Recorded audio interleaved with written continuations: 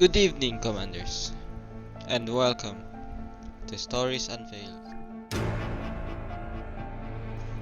This video marks the first episode of the series.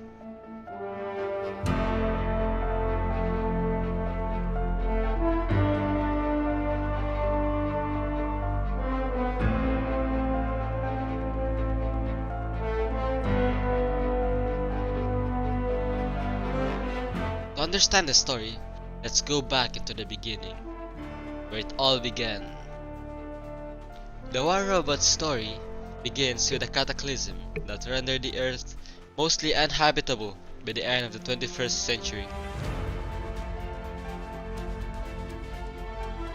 Fortunately, 5 mega corporations had their own plan on saving humanity.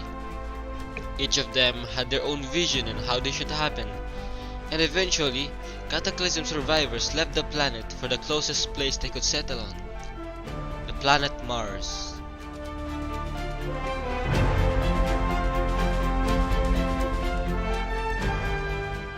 The date is the 28th of July, 2084. When the Cataclysm hit, Spacetech was the first corporation to send its arcs to Mars, which gave it several major advantages, such as a good location for the colonies, as well as a healthier and smarter population. Space technology remained one of the main fields of study, including improving spaceships, accelerating flights, improving conditions, simplifying mineral extractions, and many more. Furthermore, SpaceTech began to develop biotechnology in an effort to improve the lives of its colonists. August 12, 2085. Back on Earth, DSC was the leader of the global security and private military markets. DSC also had control over a variety of military industries and colonies consisting of enormous militarized cities that produced all equipment and ammo used by its agents.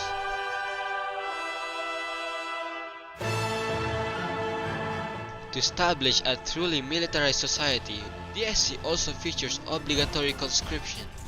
Both men and women serve for 2 years, after which recruits may be offered a permanent position. Essentially, the DSC is a prime example of strict totalitarian society centered on military functions.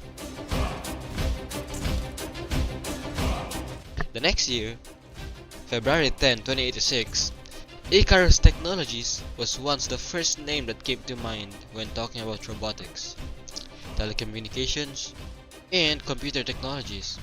It was the company responsible for most of the robots and AI used in all spheres from heavy industry to day-to-day life.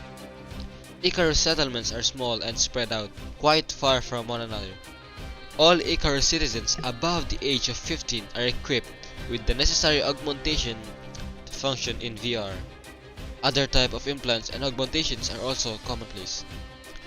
Icarus Technology Society is very decentralized.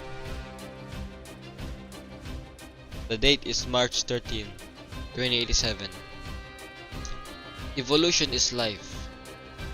That was the company's slogan.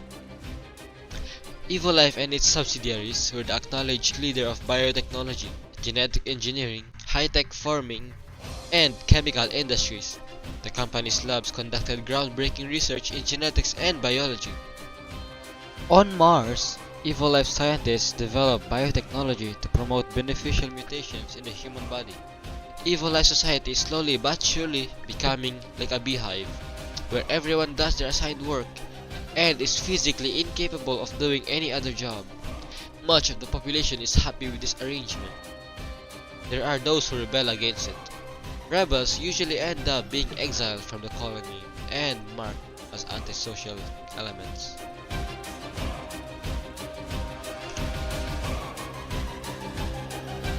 The date is December 25th, 2086. Yandi Ventures is a finance and energy conglomerate. Back on Earth, their main focus was the financial market, but they also invested heavily into cutting-edge energy research, which paid off. When the cataclysms hit, the Yandi board committee consists of Yandi's richest and most powerful families, who were the backbone of this organization, decided to stay in space on the station, orbiting the red planet. The key to Yandi Venture's survival is its monopoly over the most effective energy production technology to date.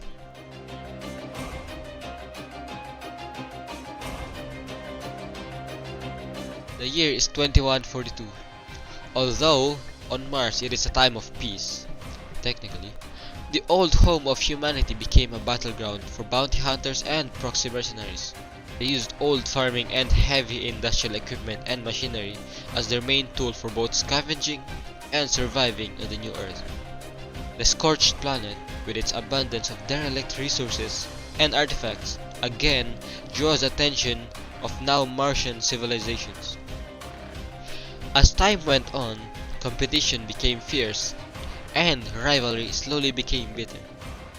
Corporations started to build and militarize bigger and bigger exosuits with more and more armor and able to carry more firepower.